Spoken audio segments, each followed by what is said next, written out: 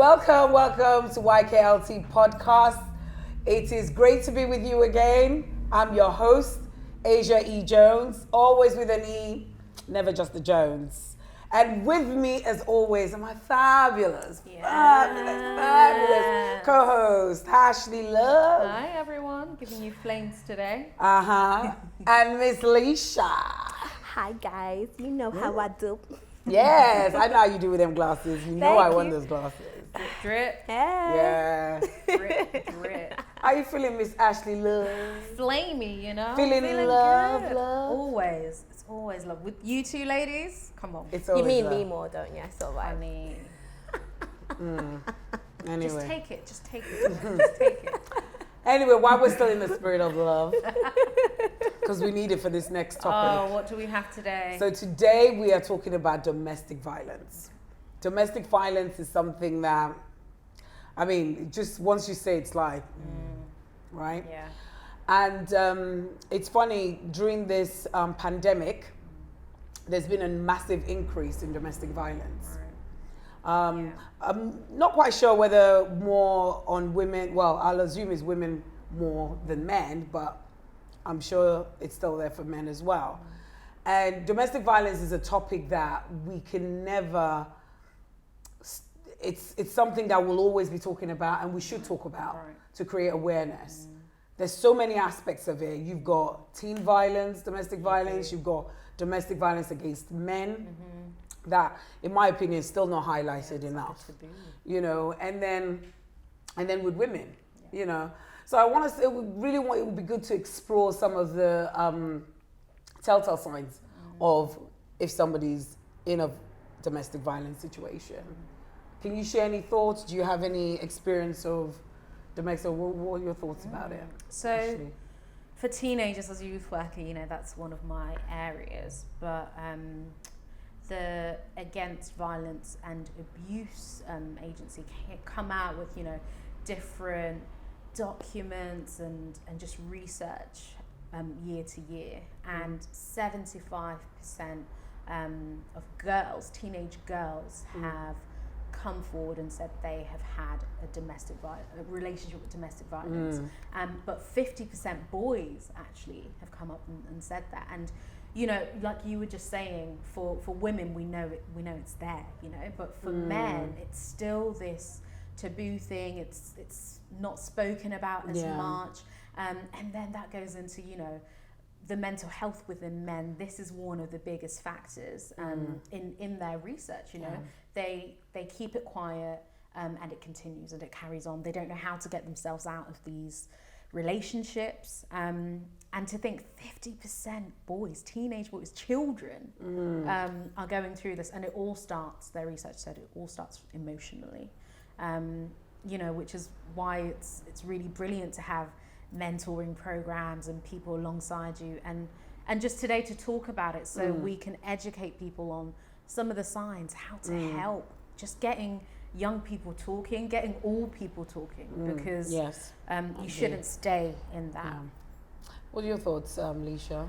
I feel like sometimes when you're in a domestic abusive situation, you want to the outside world, your relationship is perfect, and then so from that you want to maintain that like perfect that perfectness, because you don't want people seeing there's cracks in your relationship, because sometimes it's not even like, it's the embarrassment, because no people say like, oh, I would, if that was me, I would leave. But until you're in that person's situation, you can never like ever judge. Very true. And obviously, I'm speaking from more of like a woman being abused by a man. So like, so you can be very distant from your friends. So your friends, oh, how are you? You all right? You're like, yes. You just keep it like short and sweet and like snappy. And then as well, normally like if you're walking down the road, you won't give anyone eye contact. You'll be like, hello, you're right, especially if you're with your partner, and especially if it's a guy, you're like, no, I'm not going to be looking at anyone. I'm just going to keep it straight. But then, say from that perspective, you can have like, anything can be a trigger. Mate, you could be looking at somebody on the telly, right, and that's a trigger, like, bow, like, do you know what I mean? And I'm talking from personal experience as well, so I can say that, but it's just a bit of a tricky situation sometimes. You know, I'm going to come back to that point that you're making about triggers and some of the things you were saying there. There was something you said, Ashley, that just caught my attention around men. Right. Domestic violence with men. And the reason why, I don't understand why this is still a taboo. For me, if there's any man out there that's going through this, for me, I feel like it shows more strength when you come forward. Yeah. When you come forward and you sort of speak out against it. Yeah. You know, and sometimes that help needs to come outside of your circle, right? 100%. You know, it has to come outside. It doesn't necessarily have to be speaking to people you know and things like that. Sometimes it's easier that way because there's a lot of judgment, and that's why a lot of men don't come forward. A lot of boys don't come forward because we see the stereotypical version of what a man should be, characteristics. You know, you're the protector, right? You're supposed to be manly, which means your emotions aren't outward, right? Which is why a lot of men would keep that to themselves. And there's a lot of men out here that do speak to their friends about everything else, but because there's a stigma that's out there of what a man should be, that stereotypical thing, they look at strength being, like, that's not a strong thing, I'm getting pushed around, or it's not a big thing that she just slapped me for that thing. Or you blame yourself, as any women do. That's another characteristic of someone, you know, you blame yourself, and that's another reason they don't speak about it. Yeah, and I think for teenagers, I think it's so sad with teenagers. I used to work with teenagers, you know, many years back, and the things that go on with teenagers. And it's interesting that these men or women that now become adults, who are now the abusers, it started from somewhere, but we never talk about where it started from. They didn't just wake up and just start abusing someone in this relation. It came from somewhere, which is why earlier intervention of things like, you know, when they're teenagers and things like that makes a difference. And another thing I found out was the signs, some of the signs for domestic violence for men are different from women. You know, the signs that will show you if a man is in a domestic violence. You know, I mean, there are some ones that are common ones, but the ones are different. But we'll try and explore that as we go along. But Leisha, I wanted to talk about, you know, like your personal experience. You know, so you made a valid point. You said, you know, people will say, "Oh, just leave," and it's never that easy. How do you, when you haven't left, how do you sort of cope? Let me ask you that first. How do you cope? You just pray, like, is it gonna be a good day today? And I think it's harder when you live with that person as well. And then, like, so for me, I'd be like, okay, what's your shift pattern? All right, you run nights. I'd be like, fine. So like, say a night would be like 10 till 7, and then by 7 o'clock in the morning anyway, by the time you're coming back home, I'm out, like, cause I've gone to work, so you wouldn't like generically see. But then it's a tricky one. Like, you act like you just act like it's not happening. Like, okay, it's a dream. And then when that person's just like, oh, I'm sorry, then, you know, the water works and just gives you like this sympathy, like, you know, like the sob stories because of this. Like, I promise I won't do it again. Then for 2 weeks you could be great, and then you're thinking like, what, like, what just happened? Then you start to think like, is it me? Like, do I need to like start dressing a different way, like not doing anything? And then you find yourself like getting like really, really isolated. So then you isolate yourself from like everybody, and then by the time you isolate yourself, like you don't have any friends left. 'Cause it's like, oh wow, you don't want to communicate with us anymore. But it's like, oh, you don't tell me your business. But then in that case, it's not always that simple. Some people, obviously, they would tell their friends, but then it's always that back, like that, what's the word I'm looking for now? There's always that case where like you're saying it and then it's like, okay, they want to get involved, and if you could just make it 10 times worse, it's just better just to shut your mouth. So where did you find the strength to finally, you know, when you did, where did that come from to push through? How did you do that? My neighbour. my neighbour phoned the police one day. So you reached out to someone? Yeah, my neighbour, because obviously my neighbours knew, but it was embarrassing as well. But what can you do? So one day, like, my neighbour had enough. Then she just done what she done. Okay. Yeah. And how did were there support, support from like maybe organizations and Yeah, but I things didn't like want that? it. You didn't want it? Okay. That's just my perspective. That I didn't want to Yeah. sit around other people because when you say like for like, in my head I was like, I'm not like you. I can deal with this myself. So did you reach out to the police or anything?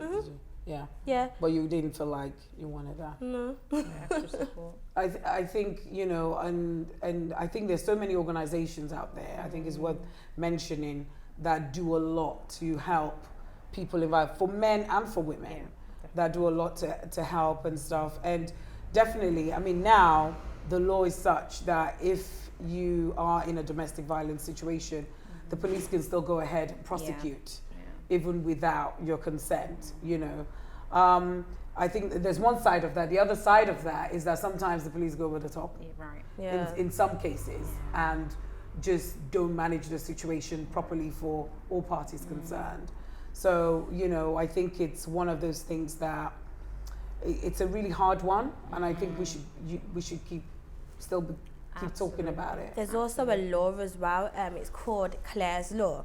So, if you are in a new relationship and you suspect that like your partner's a bit abusive or you think it's got a background, you can go to the police, ask them for the details, and then they will have a meeting and they will decide whether they'll decide whether it's okay to share that information or not. So that way you're protected, but you've got to keep it like private and confidential. You can't tell anybody about it. And then also there's women aid as well. So when women aid get involved, they can help you to move, and then they can also put you in touch with other charities where you can have like a alarm in your house, and then depending on how your house or your flat is situated as well, you can have like I call it a bunker, but it's not a bunker where no one else can get in. There's security door. There's loads of things that you can do.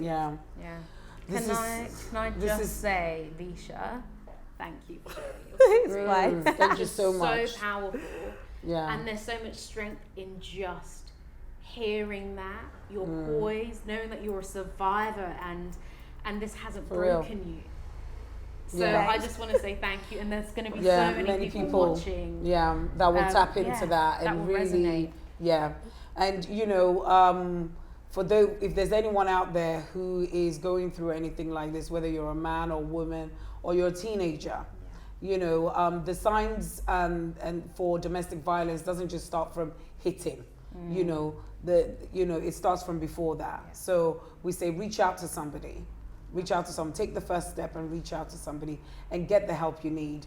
We're going to put details of the charities that Leisha mentioned. We're going to put them in the description, and let us know what you think. Share your stories with us. Share your experiences with us. Now, this next bit is scenario, perspective, and outcomes. Now, you know how we do this bit. We talk about a scenario, we give our perspective, and then we share what the possible outcomes would be. And we also want to know what you think. So today's scenario, Ashley Love, all right, talk to us. Come on. So now we have a girl, her name is Sade. And Sade starts dating this guy called Miles. Sade. Yeah, they've only... Sade. But continue. Sade. They only go on a couple of dates, right? And then, you know, they've got quite a good rapport with one another, and they think their friends will get on. So Sade gets a group of her girls, Miles gets a group of his boys, and they go bowling. Now, on this bowling trip, Sade meets the team, right? She meets the team, and she's like, oh gosh, I picked the wrong one, basically. Miles has some good friends, good looking friends, you know. And she realizes, you know what? I don't like him that much. I feel like we're on a friendship level. But one of Miles's friends takes this situation further, and he shows some interest in her. So welcome Dylan to the picture. Now Dylan, you know, has a little chat with Sade here, there. He expresses his like, and she's into it. She's really into it. So our question here is, does she owe Miles an explanation, and, you know, before she goes on and dates Dylan, because she wants to date Dylan? And if she does owe him an explanation, what is that? Sade and Dylan sitting in a tree. Not Miles, Bye, Miles. See you later, Miles. So, what do you think? I need to know your perspectives, ladies. So, Leisha. Asia. Go for it. Asia, darling. Knock it out of the park. Come on, Leash, bring it. What's your perspective? Obviously, right. When you've got a man, the man has got some hot friends, you know. But you can't date him. You can't date like your exes or your mans. No. But hold on a second. No. How many dates have they been on? They've been on a couple of dates. This so is relevant. Let's say 2 dates. Wait, have they done the deed? No. I'm just asking. That's too much detail. No, it's not, because you need to know. Couple of dates. Couple of dates. Well, she can be the pass around girl, innit? Okay, maybe she's not a fast one like that. Let's just for the sake of this, she ain't a fast one like that. Let's say they haven't kissed because she said we're on friendship levels. You know, so let's say they you haven't kiss even all your gone friends there. now, especially during Corona. You don't kiss all your friends. Sorry. Shut up. No, carry on. Sorry, ignore her. Please. With that, Okay. with that So in they're mind, on friend level. They're on friend level. They've only Yeah. been out on 2 dates does she owe him an explanation and what should that be? before she dates Yeah. Dylan. Yeah, she does. I feel like she should be like, so Miles, this isn't really working, but your friend is moving to me, so I'm going to slide myself onto your friend. How do you feel? Is that okay with you? First of all, I think no. See, this is what girls do. Guys, take notes. Take notes. I'm helping my. See, you made my earring fall out. You know, I'm helping my brothers out here. Okay? All right, let's hear it, Asia. Because she's just said. You see, did you hear what Leisha just said? She said, "Well, I'm gonna tell you, your friend's moving to mix up." I never said that. You like the friend as well, so why are you gonna say your friend's moving to me? No. See, this is where you wasn't listening. I said, yeah, but I said, I'm gonna slide to your friend. There's a difference. I said, I'm gonna slide. So not there's your no, friend is sliding there's no to me. responsibility that's been taken as for you liking him. Thank so you. you can. See, it's But now it on It the makes guy. it a little nicer. Obviously, I'm not gonna do that. We're talking from Shade's perspective, innit? Like, you're gonna say to Miles, is that his name, Miles? You're gonna say to Miles, like, you know, like, I'm friend zoning, yeah. Your friend likes me. I like your friend, so I'm gonna slide to your friend. Yeah, brother zone him, you know. Asia, what's your perspective? So I think, the right thing to do and the adult thing to do is to tell Miles. Right. Poor Miles. I don't know whether they're going to do another group date to reintroduce themselves as couples, but You know. I think definitely, and Dylan has to have that conversation Yeah. with Miles as well. Yeah. You know, separately, because forget what you think as a girl. They might have some sort of bro code Yeah. that it ain't even gonna happen. He'll like you, but it's not gonna move any further. Well, if he than had that. a bro code, why is he moving to her in the first place? No, he likes her. But he spoke to her, so how would she know? How would she know? Yeah. Yeah, but he would need No, to. no, no, but no, hold no, no. on. All right, Okay, I'm going to give you my perspective Hold here. on. So I think Dylan even coming over to Sade shows like, he must know that this was the girl that my guy was dating. Yeah. So he can't just think she's a girl that came with a group from nowhere. Yeah. So in my mind, Miles must have just said, yeah, we're not on that level yet. So For him to, you're assuming do you get what that. I mean? You're assuming that maybe he's a fast friend. Every group of friends has that one friend that's a bit fast. So that's Dylan, yeah. They don't know boundaries. But that's that still might be be- Dylan. So But that's Dylan. still being a pass around. Dylan is the kind of person you get the girl pregnant before you introduce her to him. It might be that kind. I'm just saying. All right. Just What's putting it out your there. outcome, Leash? What do you think? How do you think? You know, what do you think? How do you think it'll end up in your view? I feel like Miles would speak to Dylan and be like, you know, so you want to date Sade? Cool, take one for the team, fam. Tell me what she's I'll like. see if yeah? he'll be cool. No, I don't know. You think he'll be cool? Tell me what she's like. I don't know. What do you think? All right, breezy. I think to some extent, after 2 dates, Miles can't be that invested. And if Sade, Your outcome. yeah, Okay. Sade and Dylan have spoken to him, he's just gonna have to be okay with it, isn't he? He's just gonna have Yeah, to. but what if it Yeah. breaks down the friendship though? So I think. Dylan thinks she's worth it. So my thoughts is that Dylan is that friend, that to the left friend, you know, that likes to move. He likes to always Fast. test the yes, He's yes, fast. yes. So I think he's the kind of friend that you probably don't bring around your new girlfriend until you've marked your territories very well. Right. and everyone's clear where they stand. So I don't think he said anything to Miles. I think he's trying it, you know, and I think the girl should direct him to his friend because that's the relationship that she can walk away from this tomorrow. Yeah. She's only been on 2 friendship dates. But after 2 dates, who does dates. who does group dates anyway? I mean, I They're guess young people. Young people now. Young people do those kind of Dylan's things. being They like to fast. show each other off and all that. This Young shows people do that. all of these But fellas need to catch their Vin Diesels in their groups and keep their women away from them. Anyway, so guys, want to know what you think, okay? That's the scenario, our perspective, and the outcomes we think. What do you think? Hit us up in the comments and let us know.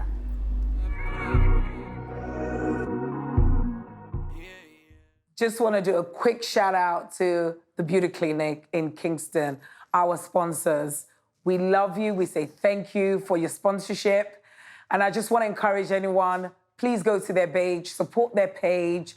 If you're ever in Kingston and you need somewhere to get your nails done, your hair did, come down. The Beauty Clinic in Kingston. This is my favorite bit of it all, Shine the Light. Shine the Light is where we acknowledge a person or foundation that's doing great work in the community. Now, today we're shining the light on a person, and his name is Julian Hall. Julian Hall is the CEO and founder of Ultra Education. His whole movement is about trying to educate and raise entrepreneurs. So he believes that we children are naturally gifted as entrepreneurs. So he's got an entrepreneur educational school workshop that he runs that teaches children from the age of 7 how to be entrepreneurs, business owners. Okay. Now, there's so much to say about this guy. I've got a card. And I think the best kind of people to shine the light on, people that what they do in their life also benefits other people. His whole work is all about early intervention with children, early intervention. Now, Julian has been featured on the Forbes magazine. His first business he started when he was at the age of 18. So according to him, that's even late, okay? He's got children who are in this Ultra Education workshop, they've got businesses like vegan food business. Some of his mentees have been featured on GMTV and places like that, you know.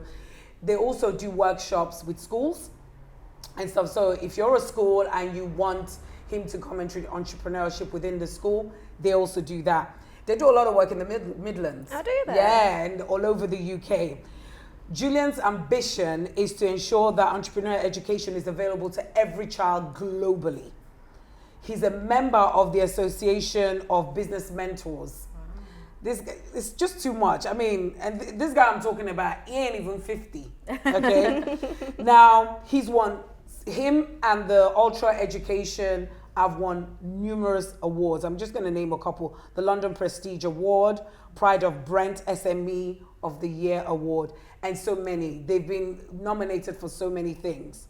So I really want to shine the light on Julian Hall because he does great work within the community. I can't wait for my child to be old enough to be able to join the workshop. Now, if you don't have a workshop near where you are, reach out to Ultra Education. Reach out to Julian Hall. He's on Instagram. He's a regular feature on BBC London.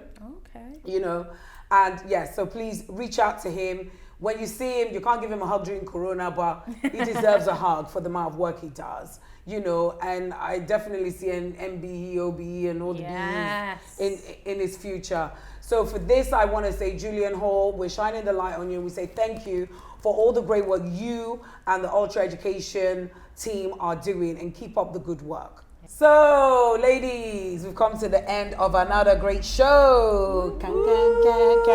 Another one in the bag. Another one. And what an amazing topic. Right? Just domestic violence. Love it, love it. Don't love it, but love the topic. Yes. Got to keep talking about it. Absolutely. So guys, please let us know what you think about everything we've spoken about today. Domestic violence, the scenarios, and also our Shine the Light, Julian. All the information you need will be in the descriptions below. Please hit us up on all our social media handles. And remember, subscribe. Subscribe. You know how to subscribe. Tell a friend, tell a cousin, tell a sister. Yes. Subscribe.